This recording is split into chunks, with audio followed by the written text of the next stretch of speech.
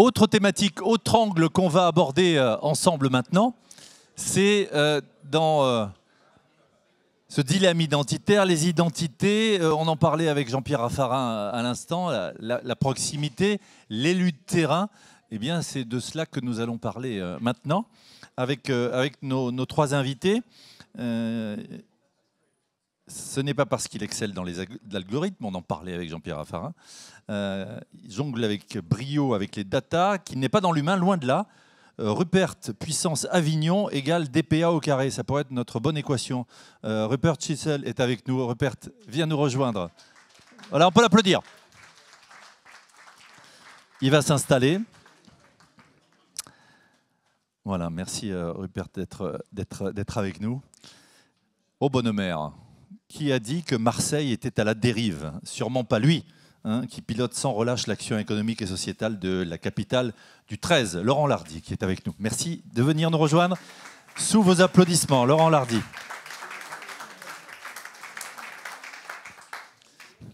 Alors, merci à vous d'être parmi nous. Installez-vous, je vous en prie. Et puis la proximité, ça se fait aussi, on l'a vu avec la période Covid et ça continue aujourd'hui, ça se fait aussi en digital. Donc je vais m'éloigner de vous pour mieux regarder l'écran, mais la proximité est toujours là. Et on a une autre personnalité, un autre expert qui nous fait l'amitié d'être avec nous en digital. Et c'est Philippe Riot qui est avec nous. Bonjour Philippe Riot. Merci. Bonjour. Oui, alors qu'on est en plein examen entre bac et concours, lui peut être fier du titre ô combien convoité de meilleur maire du monde, Monsieur Riot, maire de Grigny, s'il vous plaît. Merci. Éloge de la proximité, je me tourne vers vous, Laurent Lardy, la ville de Marseille que je connais bien en tant qu'Istréen et pour y avoir travaillé à Sainte-Marthe. Et je crois ne pas me tromper que Roissy, Orly, Bois de Boulogne, Bois de Vincennes, tout ça, c'est Marseille. C'est même plus petit que Marseille. Hein. Aujourd'hui, oui, allez l'OM, évidemment. Bienvenue. Bonjour à tous. Évidemment, allez l'OM. C'est vrai que la ville de Marseille, c'est 2,5 fois la ville de Paris en taille. Hein. C'est une commune extrêmement importante dans laquelle il y a un tiers de surface sauvage, dont le fameux parc des Calanques, et une ville d'une très grande complexité. Quel défi il y a dans cette ville de Marseille?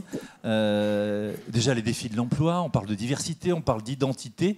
Si on devait dresser une cartographie, un état des lieux de la ville.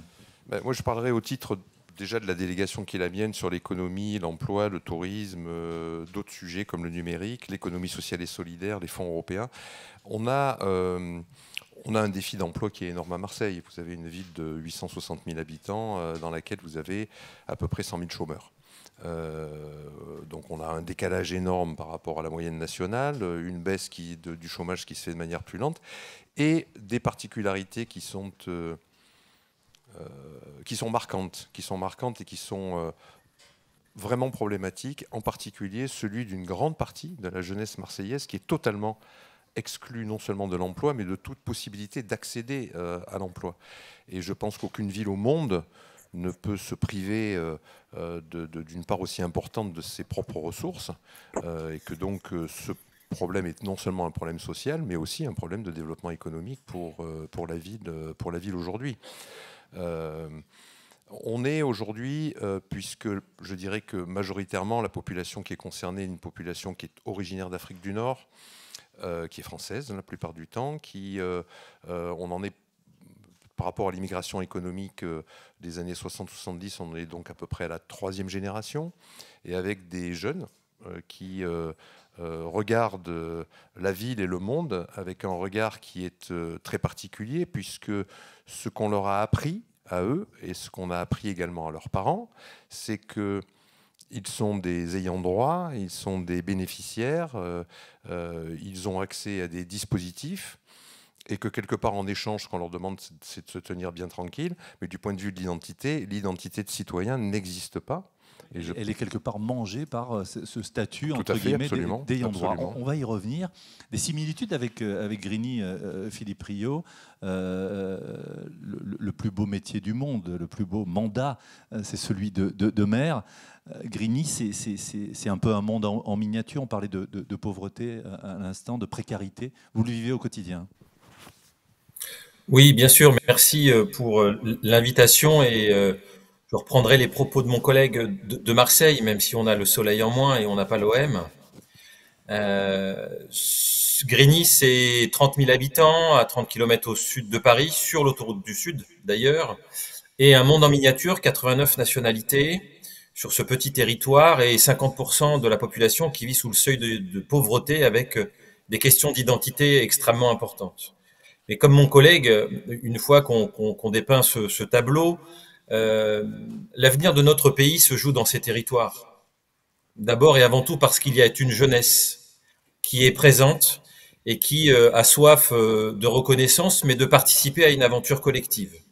Et c'est tout l'enjeu que nous avons, nous, élus locaux, de faire en sorte que ces décrochages territoriaux se réduisent fortement et que nous avancions pour essayer que, encore une fois, nos territoires, les habitants, cette jeunesse participent activement aux défis de notre pays, aux défis de ce monde. Et c'est ce à quoi nous nous attachons dans l'hyper-proximité, parce que le diable se cache parfois dans les détails, et donc dans la proximité, dans la quotidienneté. La proximité, la quotidienneté, c'est aussi via les algorithmes, parce qu'ils font partie de notre quotidien, Rupert. Ces algorithmes, ces data, cette intelligence artificielle qui crée aussi de la proximité, puisque quelqu'un qui est en Nouvelle-Zélande est quelque part notre voisin immédiat. Racontez-nous ce que vous faites, vous, dans une logique constructive par rapport à ces algorithmes. Ça fait 15 ans que ça dure, hein, je crois. Hein. C'est ça, enfin, ça fait un moment. Merci de m'inviter déjà. Je me suis posé la question de ce que je faisais dans un meeting avec deux mères. Peut-être parce que je suis père ou parce que ma femme est mère de 3. C'est ça, père et un père. Oui, après, ça. je me suis effectivement dit, on m'a dit que ça parlait d'algorithme, donc je me suis dit, effectivement, il y a peut-être un lien à faire avec la proximité. Et donc, on a déjà écouté Monsieur le Premier ministre tout à l'heure qui évoquait le sujet de l'importance de l'algorithme, je pense, pour notre société et pour des villes, pour la gestion d'un territoire. Et je pense qu'il y a donc moi je suis dans ce domaine-là depuis 15 ans avec différentes sociétés, avec mon association Prédilepsie notamment, donc on utilise des algorithmes pour différents sujets. Et je pense qu'il y a trois grands sujets qui sont assez préoccupants, sur lesquels les algorithmes ont récemment, je dirais sur les 2 dernières décennies, changé les choses. Le premier, c'est la proximité géographique. Donc, on est passé très très rapidement finalement d'un monde où moi j'étais le dernier à envoyer des lettres. Je pense à 18 ans, il y a Internet. Quand j'avais 18 ans, il y a Internet qui est arrivé. D'un monde où on envoyait des lettres à un monde où on s'envoyait des SMS. Ensuite, les chats qui sont arrivés, les messageries, le WhatsApp. Ensuite, on est passé à la visioconférence. Là, on arrive au métaverse et on nous parle déjà des implants cérébraux qui sont des sujets réels sur lesquels je travaille entre autres. Et donc, il y a cette proximité géographique donc, qui a une distorsion de notre conception de la proximité géographique qui a eu lieu. Distorsion temporelle aussi, on est dans une immédiateté. Temporelle avec l'immédiateté, un changement sur notre perception du temps. Probablement aussi une déconnexion qui est faite avec l'immédiateté, avec l'instant présent, parce qu'on est avec un téléphone, un device qui marche à la nanoseconde, alors que notre cerveau ne marche pas à cette vitesse-là. Et enfin, une distorsion de la dimension sociale. Donc, les algorithmes ont cette capacité à nous percevoir, à nous connaître mieux que nous-mêmes. Donc, ils captent des milliers d'attributs sur nous en permanence, une partie qui capte automatiquement en observant nos comportements de consommation, une autre partie qu'on leur donne de manière autonome, on ne sait pas très bien, il faudrait se poser la question pourquoi on le fait. Donc on a appris à vivre avec ça et on a appris aussi à créer des identités multiples. Il y a beaucoup de recherches sur ça qui rendent finalement l'interaction avec les personnes difficile parce qu'on gère aujourd'hui notre identité en communiquant de manière ciblée différents attributs qu'on connaît sur nous. Oui, et puis souvent, on a tendance à opposer les deux. Hein. On a deux élus de terrain. Qui dit terrain dit aller en proximité, les pieds dans la glaise, sur le terrain, se frotter au quotidien, à la réalité, on va dire, aller serrer des mains, aller rencontrer des personnes. Et on se dit, bah, voilà, quand on est à distance ou via Internet ou il y a ces algorithmes, et pourtant ils peuvent aider. Racontez-nous ce que vous faites, vous, avec Vertigo, où on est dans les sujets du quotidien, de la proximité, avec l'aide de ces algorithmes. Effectivement, je trouve que sur la proximité géographique, il y a un exemple qui est assez marquant, c'était les apéros Zoom. Je pense qu'on a tous fait des apéros Zoom, mais je pense qu'il n'y a personne dans la salle qui en a fait plus de 3. Et c'était... il manquait les glaçons, en fait. Hein, donc, Voilà, on en fait 1 ou 2. Et en fait, la raison, c'est qu'avec on est à la fois dans l'hyper-proximité que Philippe Rio a évoqué, mais aussi dans une sorte d'hyper-éloignement qui fait qu'on se crée des écrans, parce que cette communication à distance, c'est une communication qui est en quelque sorte fausse. Et aujourd'hui, les neurosciences biologiquement nous montrent que c'est l'affect qui fait que on a des éjections de dopamine, et c'est l'affect qui crée des vraies relations. Et l'affect naît quand on a des émotions, et les émotions peuvent naître que quand on est dans l'interaction de visu et pas avec un écran comme ça. On a des émotions quand même, hein, Philippe, vous inquiétez pas, même si vous êtes à distance. Je me tourne vers vous, Laurent Lardy. On parlait de communication à l'instant avec Rupert. C'est le vrai sujet aussi, hein, pour Marseille. C'est prendre à bras le corps un décalage entre la Marseille rêvée et la Marseille réelle, en fait. Oui, c'était le petit débat qu'il y a eu tout à l'heure, notamment avec Maud Bailly, sur le marketing. Je ne suis pas du tout d'accord avec ce qui a été dit. C'est-à-dire, je pense que c'est tout sauf la fin du marketing. Ce dont il faut se méfier absolument, le marketing est un outil. Le problème, c'est que lorsque le marketing sert d'appui à une communication qui est un mensonge. Nous, on l'a expérimenté sur Marseille. Depuis, en quoi on a menti aux gens sur Marseille ? Sur Marseille, parce que la municipalité précédente, et je ne suis pas de ceux qui font un bilan noir et négatif des derniers mandats, en tout cas de Jean-Claude Gaudin, mais en tout cas, effectivement, l'idée lancée au début des années 2000, à l'occasion de l'arrivée du TGV à Marseille, de dire que Marseille était une ville de la Côte d'Azur, était un mensonge illustré qu'on a essayé de démontrer pendant des années en mettant des palmiers dans des pots au milieu du centre-ville, en faisant un certain nombre de choses. La réalité n'était pas là. Le phénomène qu'il y a eu, c'est que vous avez une génération de TGV qui est arrivée à Marseille et qui est repartie derrière. Voilà, parce que la promesse n'était pas au rendez-vous. Donc aujourd'hui, moi, j'utilise des techniques de marketing pour mettre en place le nouveau discours de la ville de Marseille, qui est de dire, mais non, on n'est pas une ville de la Côte d'Azur. Nous sommes une ville en friche. Vous mettez en tête de gondole la réalité de la ville. Ville en friche, ça veut dire une ville difficile dans laquelle tout est à reconstruire. Et donc, moi, je me tourne vers un entrepreneur, n'importe lequel, je sais qu'il y en a un petit paquet dans cette salle, en disant, mais attendez, quel plus beau défi que d'avoir une ville à reconstruire. Et donc aujourd'hui, peut-être que ce n'est pas tout à fait les mêmes porteurs de projets que ceux d'il y a 20 ans qui arrivent à Marseille, mais je peux vous dire que ce sont des porteurs de projets qui sont motivés pour participer à ce projet de reconstruction de la ville. Il y a quelque chose de fort là, parce que là, tout à coup, on se rend compte en moins de 2 ans, qu'avec ce nouveau discours-là, on a quelque chose qui colle et qui font que les gens viennent et restent, c'est-à-dire qu'ils investissent. Et pour de vraies bonnes raisons. Voilà. Philippe Rio, ça résonne à vos oreilles, évidemment. On parlait de ville en friche à l'instant avec Laurent Lardy. Grigny n'est pas en friche, mais en chantier, au bon sens du terme, avec beaucoup de choses qui sont construites, avec ce qui trône dans les mairies, hein, liberté, égalité, fraternité, l'appel de Grigny, tous ces sujets vous parlent évidemment. Oui, absolument. Je le disais, ces territoires, il faut qu'on pose le bon diagnostic. La réalité qui est parfois difficile, et si, par exemple, il y a cette notion de friche, mais aussi d'inégalité du pacte républicain qui fragilise des parcours de vie, tout simplement, nous devons, nous, élus locaux, d'abord, parce que nous avons cette proximité, et il y a un paradoxe avec le monde des algorithmes, mais en même temps une complémentarité exceptionnel, permettez-moi la parenthèse. Le défenseur des droits rappelle récemment qu'il faut remettre de l'humain dans la machine. Et l'après-Covid nous invite d'ailleurs, enfin l'après-Covid, pardon, puisque à la veille de cette 7e vague, ou dans la 7e vague dans laquelle nous sommes, nous avons bien vu, c'est pour ça que vous êtes élus à locaux, distance que... d'ailleurs. Oui, vraiment, je m'en excuse, c'est cette raison-là.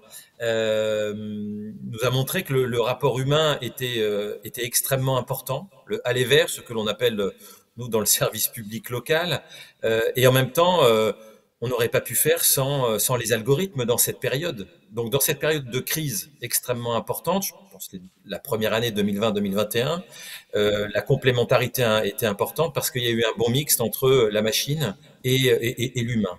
Vous parlez de crise, Et que nous Philippe Rio, par rapport au Covid, et pardon de vous couper, il y a eu aussi une grave crise. Hein. Je parlais tout à l'heure de la devise républicaine. Il s'est passé quelque chose en 2015. Hein. Effectivement, l'après-Covid a été un accélérateur de fragilité, de vulnérabilité sociale. Territoire comme Grigny a subi le choc des attentats de 2015 puisque l'un de ses natifs a été l'auteur des attentats de l'hypercachère. Ce qui a marqué un territoire négativement, avec un jeu médiatique dans l'ambiance de l'époque qui nous a fait réagir positivement. Je ne sais pas si on peut parler de résilience, puisque le mot est à la mode, mais une surréaction positive. D'abord, une situation de fait, et mon collègue de Marseille a raison. Ne pas dire les mots MAUX ou utiliser les mauvais mots MOTS, c'est le pire des choses lorsqu'on est en responsabilité locale, en responsabilité politique tout court. Quand ça va mal, il faut le dire. Le diagnostic, un médecin ne peut pas nous mentir. Eh ben, un élu local, c'est pareil. Lorsque ça va mal, il faut le dire et trouver le chemin qui permet d'aller mieux. C'est parfois long, parfois difficile. Et à Grigny, cela nous a conduit à faire l'appel de Grigny, l'appel de ces villes populaires, en souffrance, en déshérence, en décrochage, mais sur lesquelles il y avait beaucoup d'envie de réussir et de faire partie de ce récit national. De manière transpartisane, ce qui était la force de la chose, avec Jean-Louis Borloo comme un peu père spirituel, mais cette envie de se dire on peut réussir, quelles que soient nos fragilités, nos vulnérabilités. Et le pacte républicain, ce mot égalité devait être au cœur du chemin que nous avons créé. Donc ça fait l'appel de Grigny, le rapport Borloo, et puis ensuite un comité interministériel à la ville qui s'est tenu à Grigny sous le haut patronage, si je puis me parler ainsi, du Premier ministre Jean Castex, qui a permis à débloquer des moyens, mais surtout une nouvelle méthode de travail.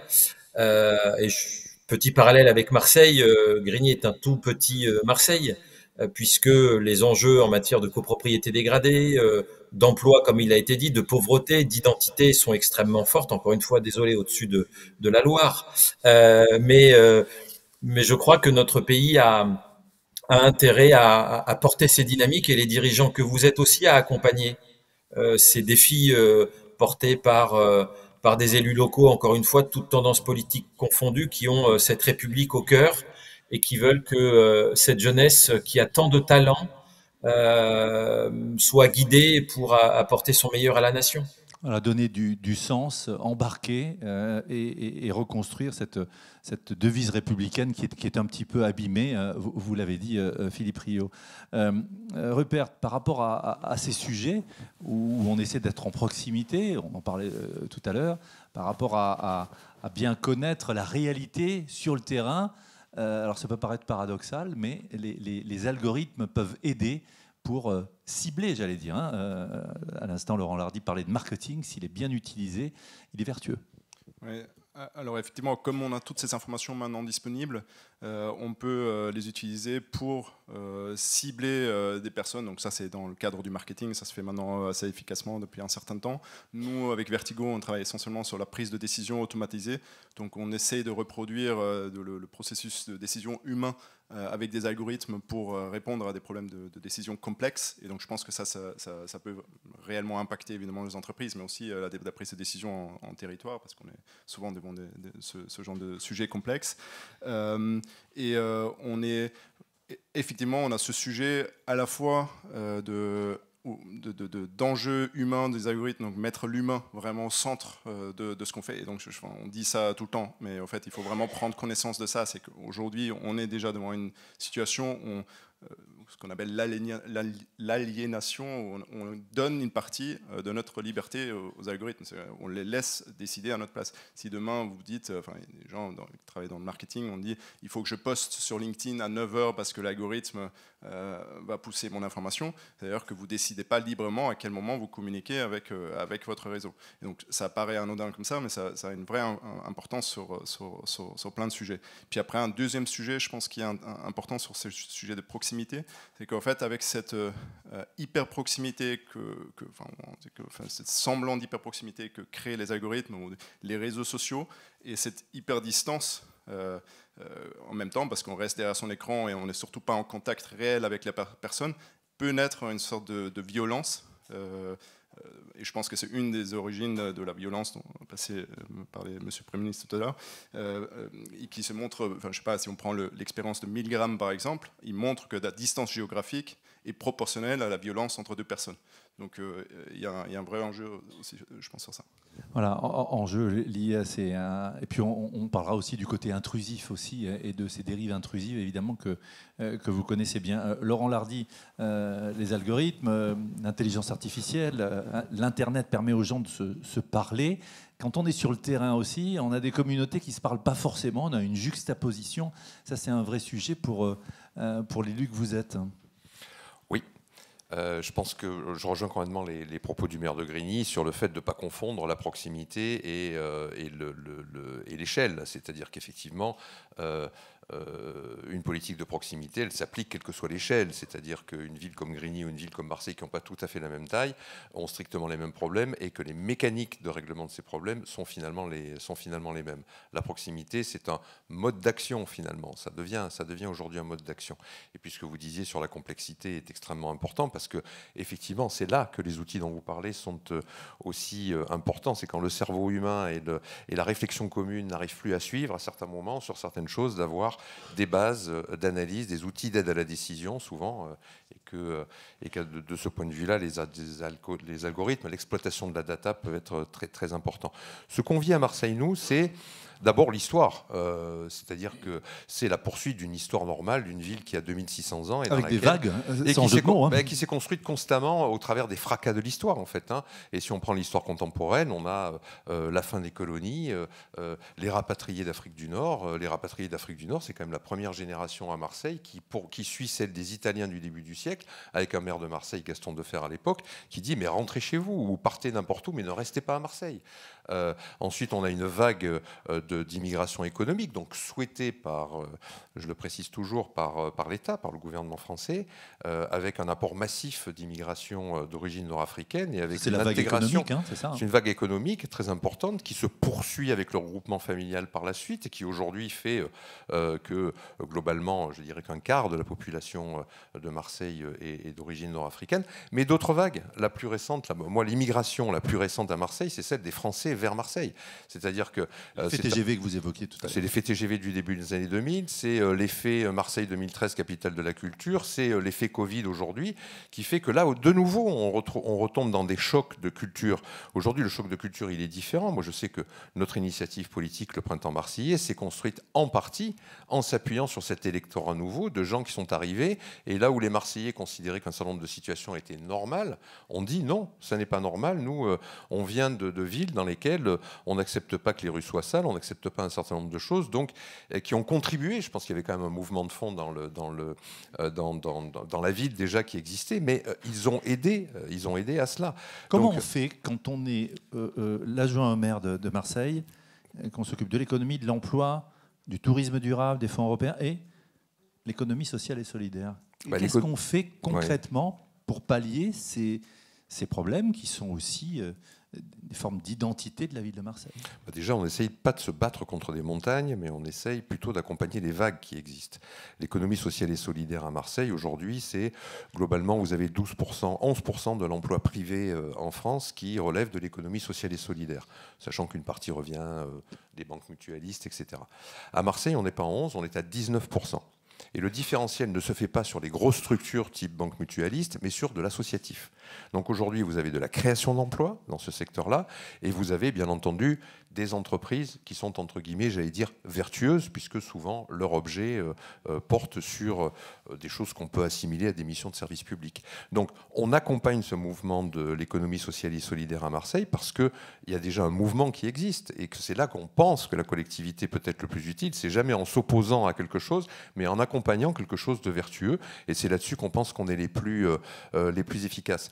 Donc, le rôle de la ville, c'est quoi? Très concrètement, ça a été par exemple de financer une étude avec l'aide de France Active, d'un certain nombre d'acteurs très compétents qui sont installés à Marseille, pour qu'on soit capable de retourner un miroir vers les acteurs de l'économie sociale et solidaire pour qu'ils se rendent compte déjà de la force qu'ils représentent sur la ville, qu'ils se regroupent entre eux, et qui sollicitent et qui continuent à croître, parce que effectivement, c'est dans ces petites structures dans lesquelles vous avez 1, 2, 3 salariés que demain, si on arrive à multiplier par 2 le nombre de salariés, on réglera. Ça sème, ça irrigue petit à petit. Vous avez raison.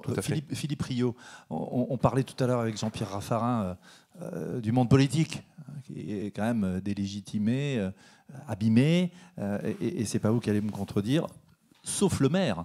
Et vous, Dieu sait que vous faites des choses, évidemment sur le terrain, mais aussi pour faire rayonner les droits de l'homme sur beaucoup de sujets, beaucoup d'initiatives. J'aimerais qu'on en parle parce que ça aussi, c'est l'éloge de la proximité. Oui, on a l'habitude de dire avec quelques collègues, on est à portée d'engueulade ou à portée de baffe. Ouais, c'est ça, ouais. Et effectivement, aujourd'hui, même si la cote de popularité des maires décroît, comme globalement l'ensemble des élus de la nation, on reste encore en haut de l'affiche.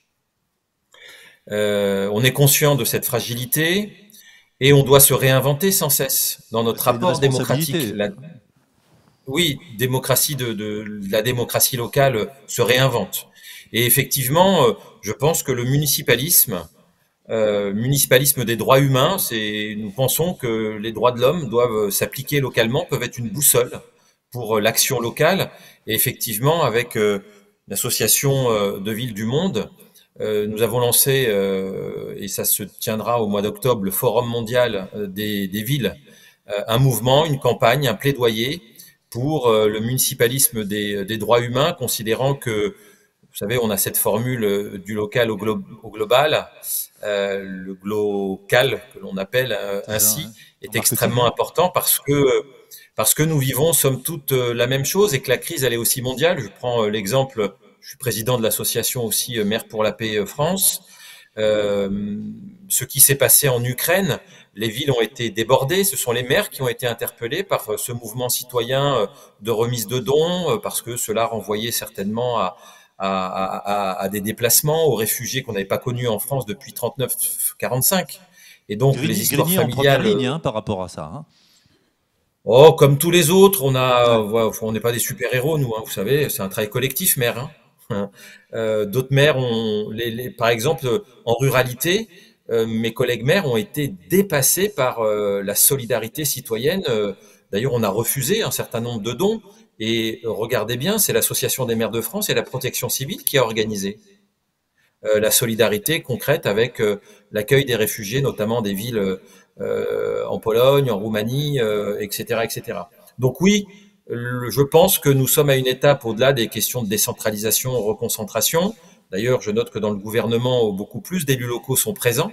C'était l'une des critiques majeures du précédent quinquennat. Aujourd'hui, beaucoup plus d'élus locaux, de maires, parce que certains parlent de république des solutions, de territoire de solutions.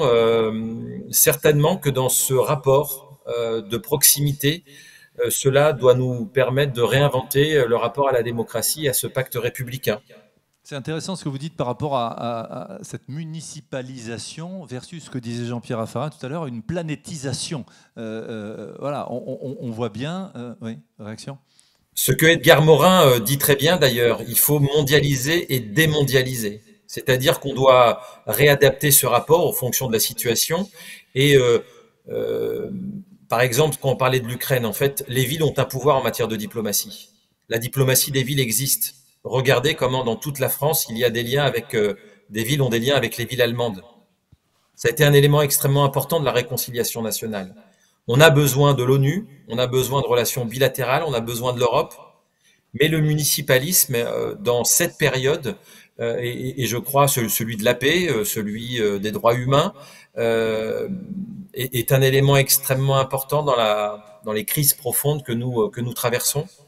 Et ce mouvement, voilà, j'espère qu'il prendra de l'essor, mais en tout cas, il existe, il est présent et il est complémentaire à tout le reste.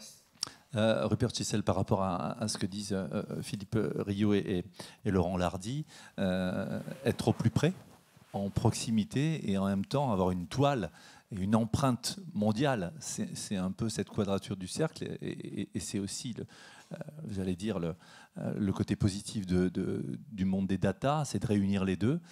Parlez-moi de la ruche qui dit oui, parce que ça c'est un bon exemple.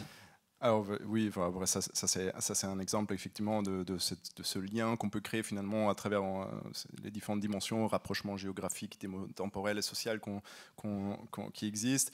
Il y a plein de possibilités, plein de choses bénéfiques qu'on peut faire dans ce domaine-là.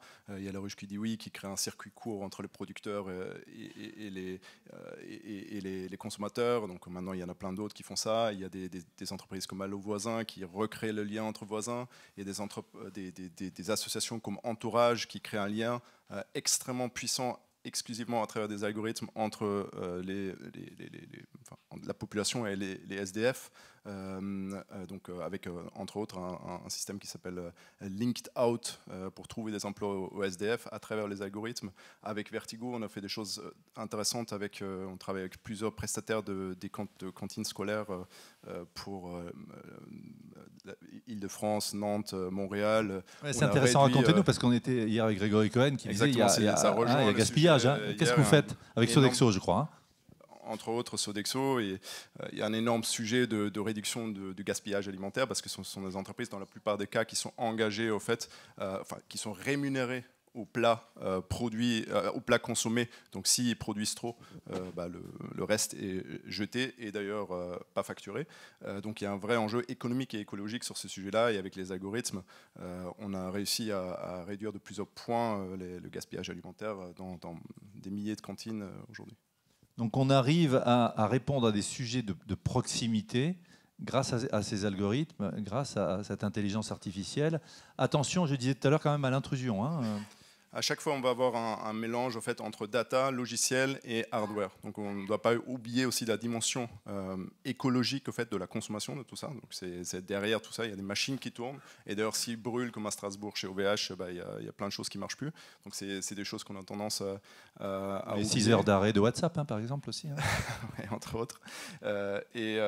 Et donc, après, le côté intrusif, c'est le côté dont j'ai parlé tout à l'heure, c'est où on confère une partie de notre prise de décision aux algorithmes. C'est-à-dire qu'on réduit le fonctionnement, enfin, finalement, le fonctionnement de notre cerveau, et on laisse choisir quelqu'un d'autre. Donc, c'est pas exactement la même chose que ce qui passait avant avec des logiciels, parce que ça, on fait depuis quelques temps maintenant, ou une calculatrice. En fait, on est vraiment dans des algorithmes qui sont intelligents, qui prennent des décisions, et donc ça va enlever un peu de notre propre capacité à décider. C'est un peu l'inversion entre le client et le produit, là. On est dans on est dans un vrai changement c'est une vraie révolution, un vrai changement de paradigme, où finalement, à partir du moment où je décide moi, mais finalement, je me diminue. Donc, en tant qu'homme, j'existe moi.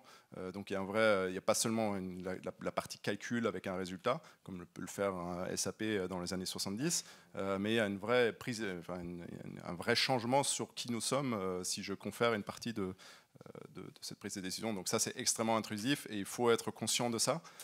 Et il faut se poser des questions la question des modèles de demain. Il y en a plein qui existent déjà, qui peuvent marcher, sur le fait de ne pas donner librement ma data à n'importe qui, à des pouvoirs centralisateurs. Aujourd'hui, la plupart de nos données, avec Facebook, enfin, les GAFAM globalement, sont stockées de manière centrale chez quelqu'un et on ne sait pas très bien pourquoi on fait ça. En fait, ce qu'ils en font. Il y a des modèles aujourd'hui, et je pense que le vrai sujet, le vrai enjeu sur le métavers, c'est là-dessus, des modèles décentralisés de la propriété de la data, de la propriété des logiciels, où nous, en tant que consommateurs, en tant qu'utilisateurs des algorithmes, on est rémunérés et on est protégés en fonction de l'apport logiciel et data qu'on fait à ces réseaux-là. D'ailleurs, c'est assez marrant, le mouvement de Facebook qui s'est renommé Meta récemment, c'est assez intéressant parce que c'est, en fait, Facebook n'a aucun intérêt à ce que la vraie vision du métaverse, qui est cette décentralisation, sorte, parce qu'ils veulent garder un monde centralisé. Et donc, ils ont retiré le métaverse sur des lunettes de gamers, où on ne sait pas très bien... Pour faire diversion. On ne sait pas très bien pourquoi on se promènerait avec des lunettes, faire des courses, aller chez Accor avec des lunettes sur la tête. Je vois pas trop bien. Sauf si on est au soleil, évidemment, qu'on se protéger les yeux. Décentralisation, le mot est lancé. Ça vous parle évidemment, Laurent Lardy, et vous aussi, Philippe Rio. Décentralisation, on parlait tout à l'heure de l'attractivité de la ville de Marseille pour ce qu'elle est vraiment. On parlait de l'économie sociale et solidaire. Il y a une question de compétences aussi, il faut les attirer, hein. Les métiers, trouver les bonnes compétences. Je vois Philippe Rio qui acquiesce. Comment est-ce que vous faites pour... quand vous lancez des appels, venez à Marseille pour ce qu'elle est, pour ce qu'il y a à faire, la ville est en chantier, en friche, venez co-contribuer? Oui. C'est-à-dire que d'abord, on change quelque chose. C'est que, si vous voulez, à l'intérieur des villes, comme des collectivités territoriales, on parle beaucoup d'attractivité, de services qui travaillent sur l'attractivité des collectivités, des villes. Nous, on arrête l'attractivité et on fait de l'accueil. Voilà. On pense que la ville va être attractive parce qu'elle va être accueillante. Donc on veut mettre des moyens sur l'accueil. On a ce défi particulier à Marseille d'avoir effectivement une ville qui a un certain nombre de retards sur les mobilités notamment, sur la propreté, on en a parlé, sur les écoles. Donc le talent, je dirais, de cette communauté marseillaise d'avoir, par la voix de son maire l'année dernière, convaincu le président de la République qu'il fallait porter une parce qu'il y a le rôle de l'État dans l'histoire, une attention particulière à Marseille en disant, écoutez, c'est pas possible, avec un discours quand même qu'il faut comprendre, hein, c'est que Marseille, dans la réalité, a été abandonnée par l'État en 1962. Tout simplement parce que de manière fonctionnelle, dans le cadre national, Marseille n'avait plus aucun intérêt. C'est-à-dire qu'on a juste créé Fos-sur-Mer en disant, bon là, il y a des hydrocarbures qui arrivent, on va les raffiner et tout ça. J'habitais juste à côté, et puis le Mistral va embarquer les fumées au large. Exactement, donc on s'en fout un peu. Et puis bon, je pense qu'en 62, l'environnement, on s'en foutait un peu aussi. Et puis Marseille, mais Marseille, on s'en fout, quoi, en clair. Donc avec les travers, je dirais, de la machine politique locale, on fait que, on s'est retrouvé avec des écoles. Nous, on est arrivé en 2020 avec des écoles qui s'écroulent. Voilà. On a 450 écoles à rénover à Marseille. Vous voyez quand même la taille du chantier. Donc on est allé voir, le maire de Marseille est allé voir le président de la République et lui a dit, il faut nous aider pour les écoles de Marseille. Et, message reçu. Message reçu, 1,2 milliard, donc 400 millions d'argent de l'État qui va arriver à Marseille. Bon, je vous rassure, dans une société des écoles pilotée par la ville et par l'État, des prêts bonifiés, garantis par l'État, donc avec des taux assez réduits, tout un tas de choses intéressantes, et puis d'autres choses également sur les mobilités, de dire qu'effectivement Marseille aujourd'hui, et puis de manière générale la métropole marseillaise est très en retard sur les mobilités. Donc d'accepter l'idée que peut-être que l'État, là où il a mis beaucoup d'argent aussi dans Paris, dans le Grand Paris, etc., pouvait peut-être considérer un territoire comme celui de Marseille. Mais je pense que ça n'est pas du rattrapage pour l'État. Pour l'État, c'est un calcul. Le calcul, c'est que Marseille est au sud, que Marseille est en face de l'Afrique, et que le défi français, dans le cadre européen, par rapport à ce que l'Afrique est en train de devenir, c'est véritablement là, parce que ça a été la première question qui nous a été posée par l'État. Qu'est-ce que vous faites par rapport à l'Afrique? On a dit, nous, simplement, on voit la volonté des chefs d'entreprise, comme d'habitude, de dire, mais nous, Marseille, c'est une base arrière géniale pour exporter vers l'Afrique. Donc on veut faire grandir ça, on veut qu'il y ait des entreprises mondiales qui viennent s'installer à Marseille pour exporter vers l'Afrique. Et nous, on leur a répondu, OK, mais c'est pas la vocation de Marseille. La vocation de Marseille, c'est pas ce truc à sens unique, c'est le fait d'être une plateforme. Donc, devenons également une base avancée des entreprises africaines qui sont en train aujourd'hui d'exploser pour que leur premier pas sur le marché mondial, sur le marché européen, en dehors du marché africain qui, pour la plupart d'entre elles, je vous rassure, leur suffit amplement, qu'elles viennent sur Marseille. Donc c'est ça qu'on est en train de construire. Je pense que c'est ça que l'État a compris et c'est pour ça qu'il met du pognon à Marseille aujourd'hui. Voilà, porte d'entrée avec une vraie dynamique et une vraie promesse réelle. Et non pas déconnecté de la réalité. Pour terminer, Philippe Rio, la promesse de Grigny par rapport à tout ce que vous promouvez au quotidien, avec ce que vous faites pour les enfants, avec la lutte contre la pauvreté, on est dans un vrai laboratoire aussi à Grigny, à une autre échelle, comme à Marseille. On est obligé de fonctionner en laboratoire, alors avec l'idée selon laquelle, on ne va pas attendre le soir, mais il y a des petits matins qui font du bien. Et donc, de l'humilité et de l'ambition mêlée, avec un regard à 360 degrés, parce que si on fait que de l'économique, sans culture, sans sport, sans éducation, il y a quelque chose qui ne tourne pas rond. Et donc, nos manières de faire, nous, très fortement marquées par la politique de la ville, cette politique territorialisée, nous donnons des nouvelles alliances avec les entreprises, mais aussi avec la société civile. C'est ce municipalisme-là qui me paraît important dans l'étape dans laquelle nous sommes, qui réinterroge la décentralisation, les phénomènes de reconcentration que nous avons observés ces dernières années. Tout ça est extrêmement important avec des défis extrêmement majeurs. Et effectivement, demain, nous travaillons à un plan de lutte contre la paix qui va de la formation, l'insertion et l'emploi durable, parce que c'est un enjeu primordial pour le parcours des gens, comme sur les questions de non-recours et de la question de la fracture numérique, qui est un sujet extrêmement important, en passant par Grigny, c'est 50% des élèves qui sortent du système scolaire sans diplôme. C'est l'école républicaine. Donc, cette promesse républicaine, c'est un enjeu collectif. Si on sort de l'école sans diplôme, c'est un savoir-être, un savoir-faire, des compétences en devenir. Et si on n'a pas cela, la participation à ce récit national devient extrêmement compliquée. Autre sujet très rapide, le sport. Faire nation le sport, je crois que le sport est un élément de fraternité. C'est pas mon collègue de Marseille qui me dira le contraire. Oui, on a beaucoup de retard et à la veille des Jeux Olympiques, on doit certainement faire en sorte que les valeurs universelles de l'olympisme, que sont l'amitié, le respect et le vivre ensemble, soient développées dans nos territoires. Et que nous ne regarde pas passer les Jeux Olympiques comme un spectacle derrière nos écrans. Il faut que voilà, tout ça transpire, s'infuse, diffuse dans nos territoires. Et voilà, on contribue modestement avec un groupe de collègues, encore une fois de manière transpartisane, parce que l'enjeu nous dépasse. Les quartiers politiques de la ville, c'est 6 millions d'habitants. On aurait pu parler avec mon collègue de Marseille des problématiques de copropriété dégradée. J'ai la plus importante, opération nationale d'intérêt national, copropriété dégradée, 5000 logements à Grigny 2. Marseille, on a des liens avec nos amis de Marseille sur les coprocoros, etc. La question de l'habitat est importante. Donc, plan de lutte contre la pauvreté, nous on travaille à cela.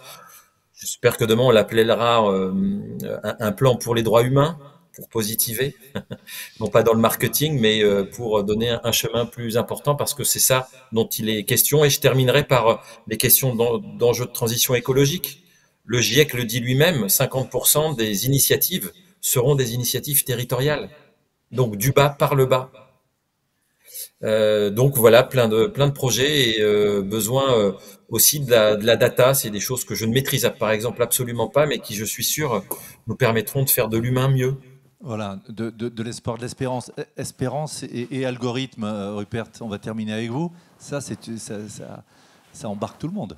Oui, je fais effectivement partie d'un think tank qui s'appelle Espérance et Algorithmes. Donc on réfléchit à tous ces sujets qui permettraient de mettre l'humain au centre de cette révolution qu'on est en train de vivre.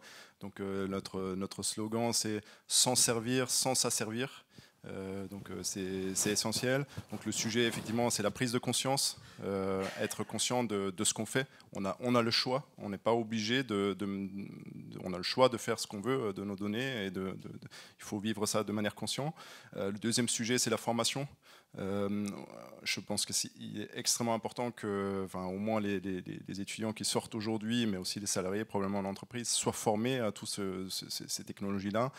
Aujourd'hui, dans un monde où les banques américaines ne financent plus les études de radiologie, c'est fini. Il y a plus ils ont dit que c'est un métier qui s'est éteint. On ne peut pas imaginer que nos médecins français ne soient pas formés aux algorithmes en première année d'études, comme à la physique, à la biologie. Et puis enfin, il y a le sujet environnemental. On a vécu la dernière révolution industrielle qui a remplacé nos muscles, en quelque sorte, qui a mené au CO2, qui nous a mis dans un bon bordel. Et là, on est dans une nouvelle révolution qui remplace notre cerveau, où on a des risques probablement encore supérieurs. Un peu plus de bordel encore. Et donc il faut faire en sorte qu'on ne fasse pas la même chose. Vigilance. Qui a des questions à poser à nos amis? Denis Adjej, on va vous tendre le micro, vous qui avez des questions. Où il est là. Merci Frédéric. Peut-être un point de vue à partager avec tout le monde. Une question, parce que j'ai la chance de connaître un peu Rupert. Je pense qu'il y a aussi toute une partie de réponse qui anime ta vie et sur laquelle tu as réagi. Et j'aimerais bien que tu dises quelques mots sur prédilepsie. Parce que ça, pour moi, c'est vraiment le bon côté de la force. Il n'y a pas que le côté noir, mais il y a aussi le côté... Oui, il y a plein de bons côtés, mais effectivement, merci Denis. Prédilepsie, on a le malheur d'avoir un enfant qui souffre d'une épilepsie sévère depuis 5 ans. Donc, qui dit épilepsie dit crise, et qui dit crise dit imprévisibilité. Et donc, dans mon métier, je travaille sur la prévision, et on a lancé il y a 3 ans une association qui s'appelle Prédilepsie, qui vise à utiliser les algorithmes pour détecter, prédire et empêcher potentiellement les crises d'épilepsie. Donc, on travaille avec des données qui viennent directement du cerveau, soit avec des capteurs extracrâniens, donc qui sont plantés, des électrodes d'EEG, soit avec des capteurs intracrâniens qui sont plugués directement sur le niveau neuronal. Et donc on a à la fois une communauté de data scientists, on est soutenu par Google entre autres, pour servir de sparring partner aux chercheurs qui n'ont pas nécessairement, aux neurologues et neuroscientifiques qui n'ont pas nécessairement la compétence dans ce domaine. Et on lève aussi des dons pour financer des projets de recherche sur ce sujet-là, pour faire en sorte qu'un jour on aura un dispositif qui permettra soit d'alerter les patients et leur entourage qu'une crise va arriver, de les mettre en sécurité, soit carrément empêcher la crise à travers la neurostimulation ciblée au bon moment. Qui a une autre question à poser à nos amis? Carole.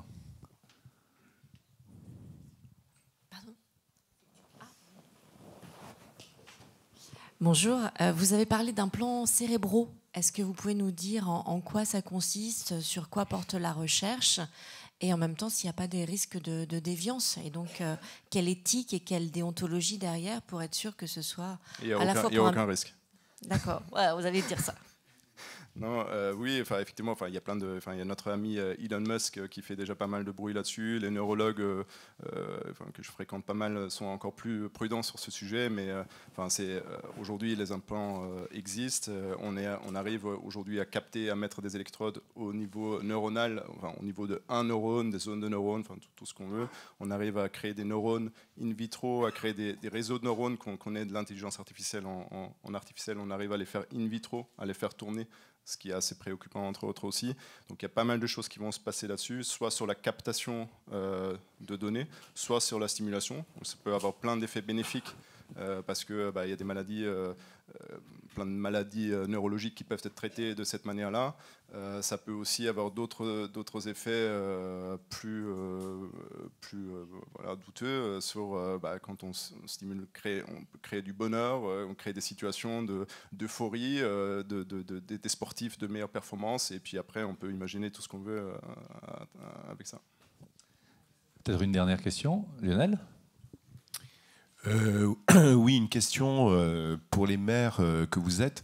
En fait, quand on regarde des villes qui étaient dans des situations, j'allais dire, difficiles, par exemple, on pense à Bilbao en Espagne, on a vu que par l'architecture, ils ont implanté le Guggenheim, donc c'était une chose économique aussi en même temps. Mais on a vu que par la beauté d'un plan architecturaux, ils sont arrivés à donner un nouvel essor à leur ville. On peut s'appuyer aussi sur Marseille avec le Mucène, avec les docks, avec l'Ombriard Forster sur le Vieux-Port, etc.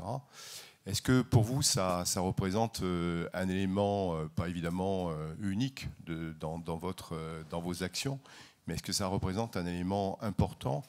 Bon, Grigny, je connais un peu moins, même si j'ai travaillé pour Coca-Cola, je crois qu'il y a toujours une usine à Grigny. Mais je ne sais pas si effectivement ces éléments architecturaux jouent un rôle important dans vos projets. Merci. Laurent Lardy et puis Philippe Rio.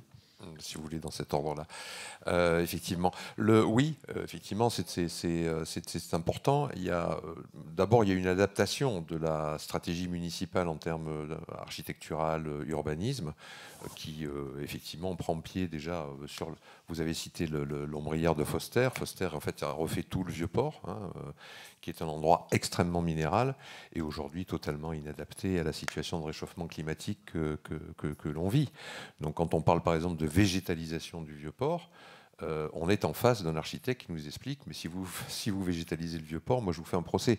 Donc on en est quand même au moment où on est en train de poser des bacs de plantes vertes, j'allais dire, sur des espaces provisoires pour ne pas être attaqué sur le fait qu'on végétalise tout simplement parce que le Vieux-Port à certains moments pendant l'été devient tout simplement invivable parce qu'à quelques années près, on n'était pas tout à fait encore dans la bonne prise de